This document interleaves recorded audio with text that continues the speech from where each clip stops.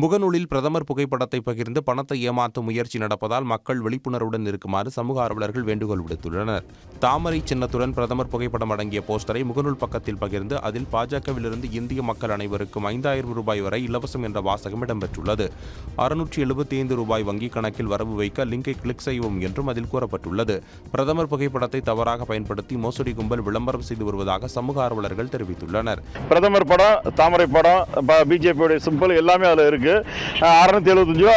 அதுக்கப்புறம் ஸ்கிராச் பண்ணேன். நான் ஸ்கிராச் மட்டும் பண்ணுவோம், உள்ள கிளிக் பண்ண வேண்டாம்னு சொல்லி ஸ்கிராச் பண்ணேன் ஒவ்வொன்றா. ஏன்னா அதுக்கு முன்னாடி எல்லாத்தையுமே ஸ்க்ரீன்ஷாட் எடுத்து வச்சுக்கிட்டேன், எல்லாத்தையுமே என்ன நடக்குதுன்னு.